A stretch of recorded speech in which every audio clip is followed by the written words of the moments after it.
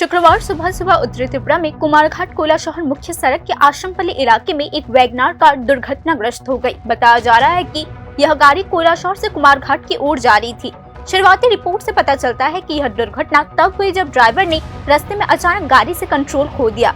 इस घटना के परिणाम स्वरूप गाड़ी को काफी नुकसान पहुंचा है। सूचना मिलते ही कुमारघाट पुलिस स्टेशन से पुलिसकर्मी तुरंत घटना स्थल पर पहुंचे। पुलिस ने इस पूरी घटना की जांच शुरू कर दी है। আসলাম তো গাড়িটা এমনি আইসে আইয়া এখানে বাড়ি খাইছে খাইয়া ফাল্টি খাইছে এখানে এক ফাল্টি খাইয়া আবার ফাল্টি খাইছে আর এখানে ফাল্টি খাইয়া এমনি উল্টে গিয়া পড়ে গেছি ওই কেন আছে গাড়ি আসিল কেন আমি দিক থেকে কৈলাসতি আইয়া তোমার বড় গাড়ি তোমার বাউলি মারিয়া আর কি দিছে এটা গাড়ি আমি এখন গাড়ি বাঁচানিতে লাগিয়া তোমার লোকও আসলো এখানে লোক বাঁচানিতে লাগে তো আমি সাইডে দিয়ে রেলিংও মারছি আর কি।